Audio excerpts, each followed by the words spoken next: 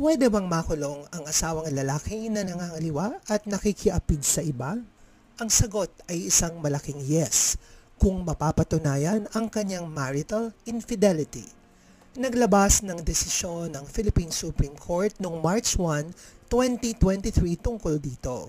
Ayon sa desisyon, pwedeng makulong ang isang husband for marital infidelity. Sa nasabing kaso, pinatawan ang husband ng imprisonment na maximum of 8 years and 1 day plus a fine of 100,000 pesos. Nag-utos din ang korte na dumaan ang husband sa psychological counseling. Ang marital infidelity o ang pagtataksil sa asawang babae ay isang uri ng psychological violence na pinaparusahan ng batas bilang krimen dito sa Pilipinas. Ito ay ang Republic Act 9262 o ang tinatawag nating Anti-Violence Against Women and Their Children Act of 2004.